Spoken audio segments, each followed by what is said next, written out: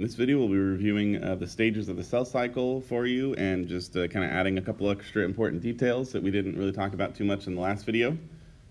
Just a reminder of the different stages. We've got interphase, where the cell's growing and copying its DNA. The DNA is in the chromatin state. Then when it's going to be dividing, the DNA condenses into the chromosome state. We have prophase here as well as here. Then along the equator, the sister chromatids are going to line up. They're going to be pushed there by the spindle apparatus, which is that structure of microtubules made by the centrioles. Then in anaphase, the sister chromatids separate. Then in telophase, we get our two new nuclei. Let's not forget that the overall cell cycle is broken into three stages: interphase, then mitosis and cytokinesis. In interphase, the cell is growing and copying her DNA. Remember, the mother cell spends most of her time in interphase. Then in mitosis, it's all about dividing up that nuclear material, the DNA. And then cytokinesis is actually about separating the cell into two daughter cells. Mitosis has four stages: prophase, metaphase, anaphase, telophase. Then we have our cytokinesis as a separate stage, and let's of course not forget that before all those stages you have interphase, right? So one way to kind of memorize this that was helpful for me is just I, PMAT, C.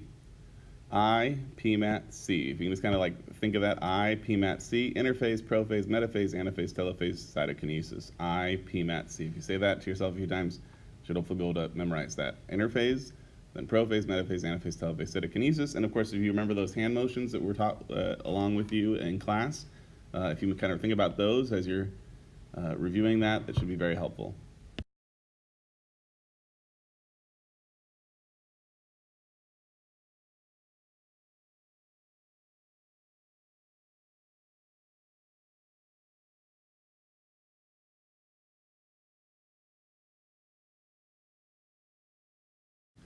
In the mitosis window pane, we drew the centrioles, but now let's actually talk about what those centrioles are in a little more detail. Remember, the centrioles, this actually is the exact same slide from chapter 7, that centrioles are these structures. They themselves are made of microtubules, and they're in this kind of interesting arrangement where they're always in this letter T shape. Remember us talking about that? They're found only in animal cells. So that's important for us to understand. They're only found in animal cells, and what they do is they actually assemble this spindle apparatus. It's going to be doing the dividing, the separating of those sister chromatids, moving them to the equator in metaphase, and then pulling them apart during anaphase. The centrioles are controlling that by building and modifying the spindle apparatus. So here's a beautiful picture that illustrates the function of the spindle apparatus. You've got here would be sort of where the centrioles are. We can't see them because they're too small. Coming out from them are the microtubules, the spindle apparatus. And then we have the blue would be the DNA, and then you can see these little kind of highlighted spots. Imagine that's the centromeres where the chromosomes are attached together, the sister chromatids are attached together. It's also where the spindle apparatus is attaching to it. Now, of course, which stage would this be? Hoping you're realizing that's pretty easy. That's metaphase. Here's prophase. Remember what's happening in prophase. We have the chromosomes condensing, the spindle apparatus is appearing, the nuclear envelope disappears. And a little side note here, this is the longest phase of mitosis. Now, don't get confused here. Interphase is by far the longest phase of the cell cycle in general, but within mitosis, prophase is the longest phase, takes the longest. And that reason for that is it takes a while for the DNA to condense into chromosomes. Here's that beautiful picture of what prophase is compared to the interphase. You can see the chromosomes condensing, you can see the spindle apparatus forming. Again, it's the longest phase because it takes a while for those chromosomes to condense. It takes a while for the spindle apparatus to start attaching to them. That's why some textbooks will actually break it into prophase, then prometaphase, and then metaphase, kind of this in-between phase that we're not going to use, but some textbooks do. Here's a picture of what prophase looks like under our light microscopes. This would be in a fish blastula. You can tell it's an animal cell because it's round, obviously, and there's the chromosomes condensed.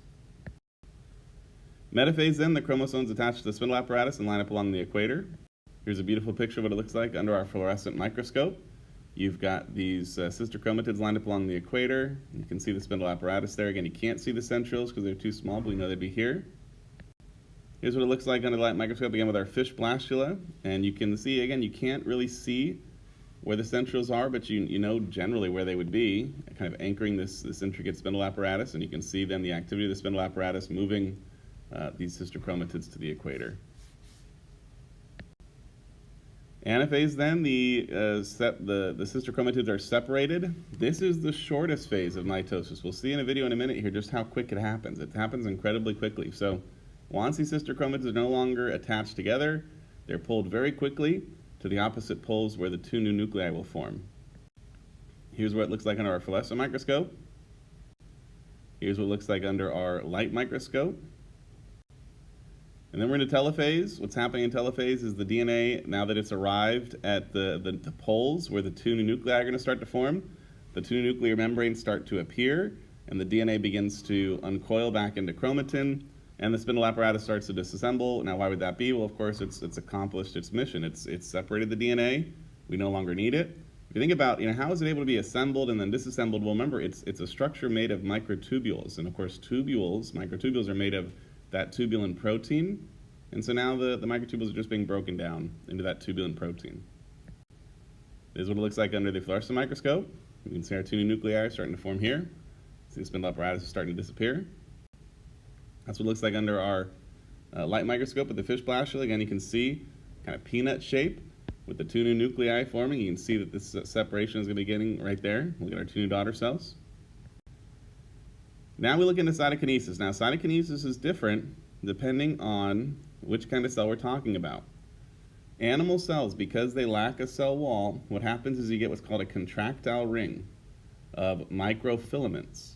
So we have microtubules in the spindle apparatus, and how we have a contractile ring of microfilaments, what happens is, imagine if I had, a string that was a certain length, and I started shortening the string that was in the circle itself is going to get smaller.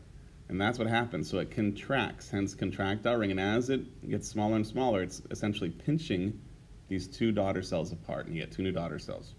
In plants, on the other hand, what you get is the formation of a cell wall right between the two, and initially it has its own name. It's called a cell plate, but realize it's just a cell wall that's forming that's going to separate our two daughter cells.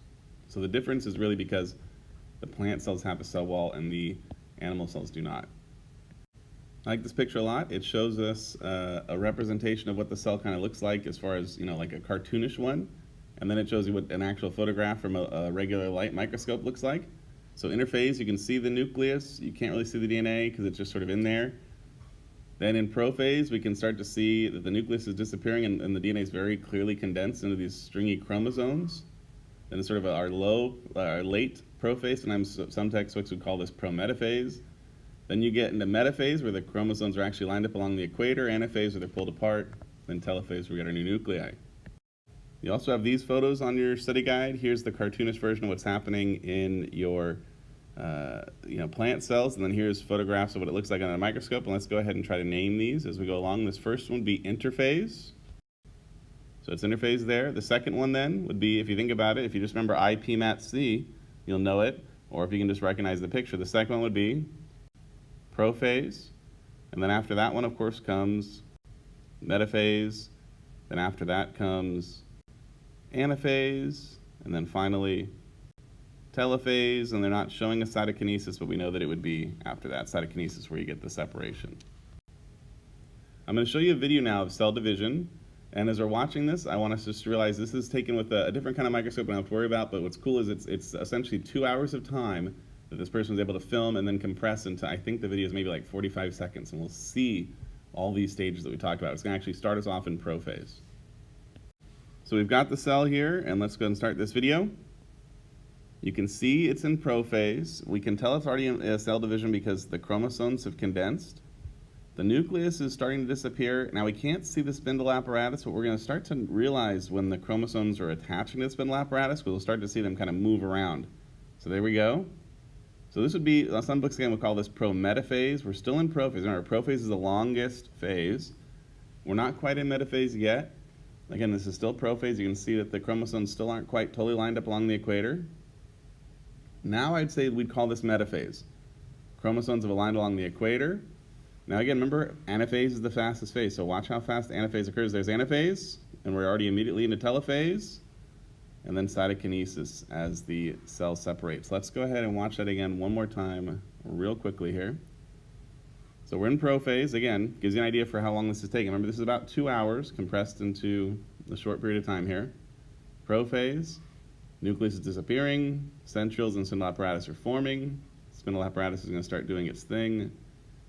Right about now, it's attaching to the centromeres on the sister chromatids, moving them around.